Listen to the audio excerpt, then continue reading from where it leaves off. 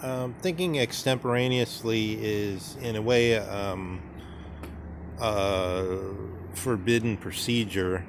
We're supposed to have our thoughts totally clear before we, um, as in the example I gave some time ago in the Tarstakovsky, the basket we picked of wild berries. Until it's full, it's just a private affair of an individual who's into picking berries in the wild. But um, in the example of the thoughts concerning Count Kuki and the Japanese who Heidegger had long contact with the Kyoto school, that thoughts need not be completely cohate, and that this is not doesn't seem unnatural to the Japanese attitude. We could see that there's other ways to go about things, and so therefore I'm going right into um, some inchoate thoughts which not only in their the way they're given expression, which can be somebody can be clear about what they're thinking, but they don't know how to give expression to their thoughts in a way that uh, allows the other to effortlessly see them.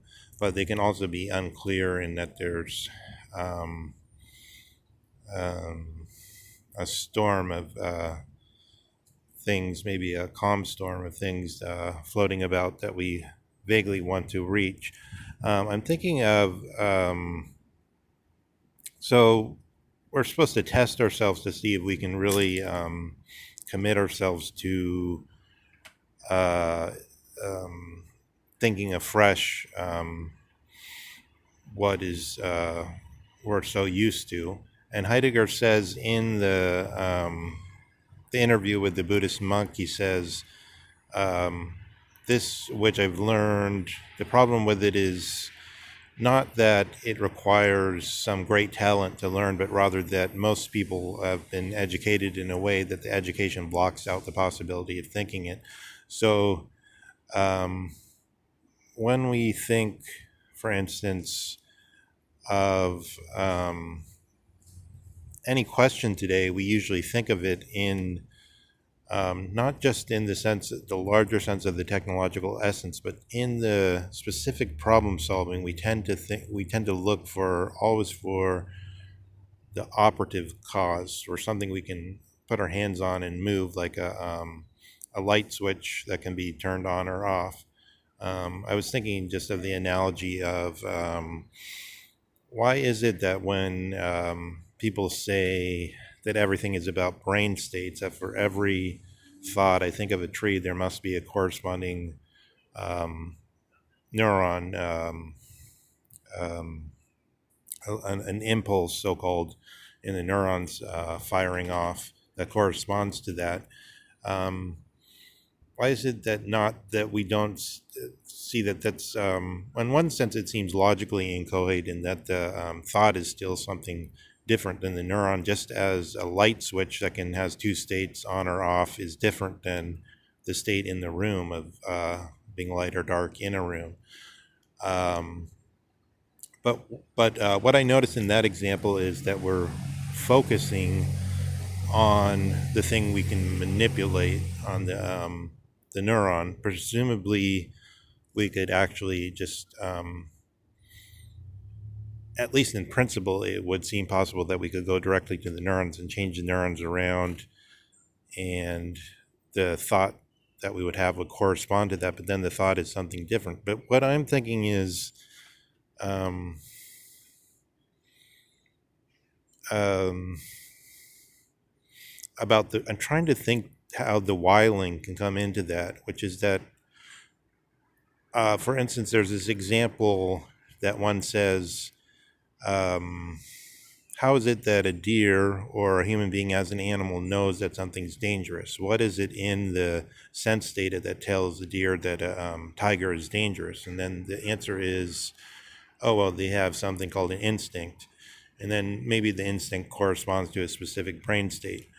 So then one says, oh, well, it's not really that the animal is dangerous. The whole sense of the danger isn't because the animal is dangerous. It's because a certain brain state has obtained, and that we can change the brain state, and then there'll no longer be danger. So then, what is danger?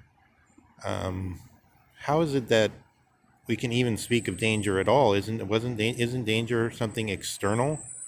It starts to look like that. Um, Somehow we get into this way of thinking where we think, oh, well, danger is it's an emotion, and emotions are tied to some chemicals in the brain. And oh well, oh yeah, now actually danger is really a chemical in the brain. So now, in one sense, I don't.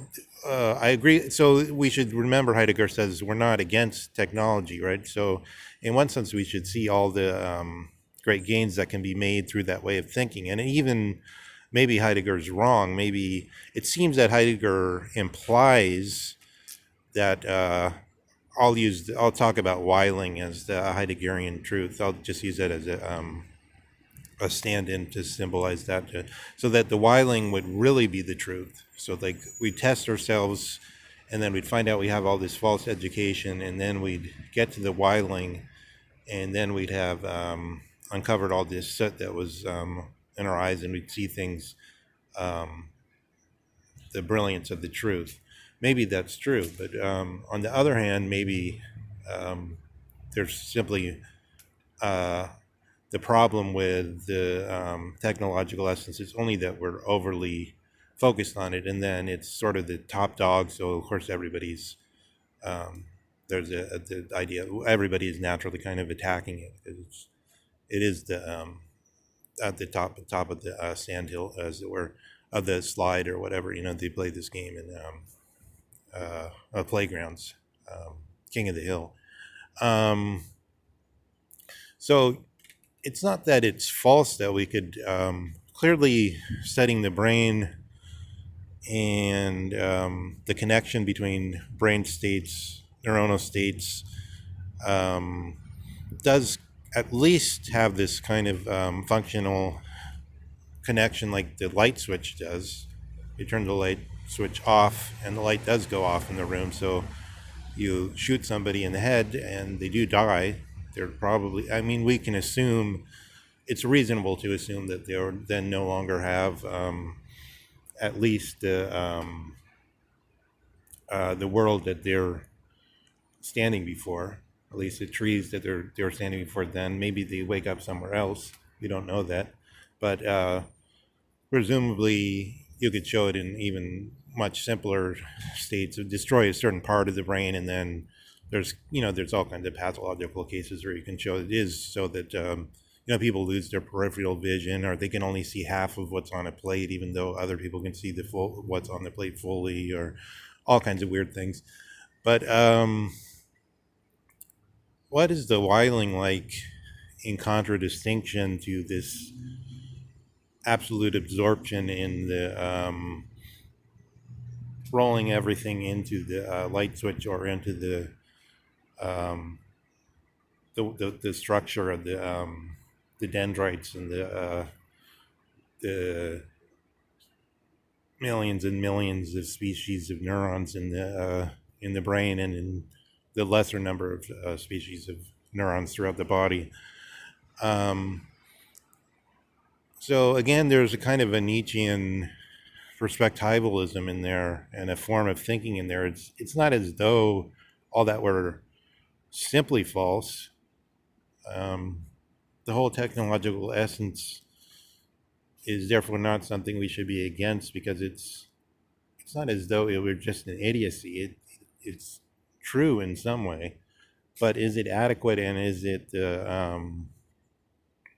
as it were the truth of being? So I think in the Weiling,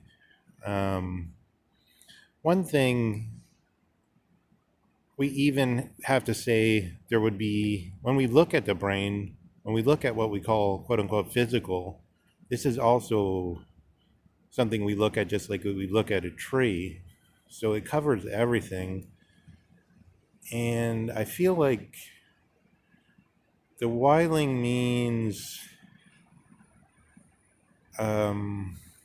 something to do with that. If you just look at it dryly and logically, which is inadequate, um, just as the deer, we can't really say that the deer sees danger if we look at it from, if we pull it back into the brain state. But in the same way, I can't really say that I see a tree if I just regard the tree as sense data. Because what is the sense data really going to mean then? It's really going to mean, ultimately, it has to mean some kind of quantitative exchange between the outside world and the whatever fires in the brain. But then the quantitative itself is a kind of quality. It's something that we understand. So the whole thing doesn't really work. So then Heidegger seems to be saying the tree is out there, the being. It's not out there though, but it's the beings are as much. Heidegger says flatly, the beings are what we see in the memory, in the dreams, just like they are outside. So the wiling has something to do with this. That the forms, if we want to call them forms, that the beings, that's the right term, that's the term Heidegger used, the beings are not inside or outside, because the beings are there as much in a dream as in what we usually regard as the real world, the external world, quote unquote nature. This has to carry over, working out exactly how that one can, so to speak, refute the obsession with the understanding of reality according to the operative tasks of technological thinking, which then propose themselves to themselves as common sense and not as quote unquote metaphysics, not as something dreamt up by a philosopher and so forth. Working out exactly where all the, as it were, errors are is difficult, because maybe even the question of regarding that as an error is mistaken insofar as the technological essence is one way of seeing things, which has its own truth. There's many pathways, mazes to go into in this kind of thinking. I wanted to bring out more exact examples where we can attempt to think the wiling more directly. I think of the example one of when one goes to a place where one hasn't been since one was very small and has the experience that it all looks smaller. It looked bigger in our memory. It looked, because we remember it from when we were younger. We were, the look of it was different for us. Our outlook was different. Perhaps that's an example which comes in some way into this sense of the being. I don't think that gets all the way there. At times, I thought to have sensed the wiling better, but then it's like this notion of the waking up from the dream, and you can't quite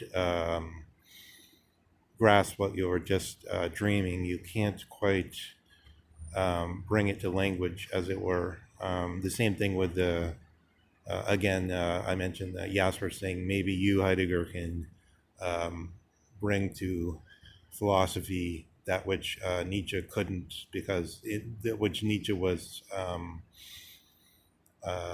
immersed in as he was going mad, but could never give expression to in a way to show the rest of us the way to it. Okay, so therefore I'll try to come up with some examples which in a more palpable way lead towards the wiling.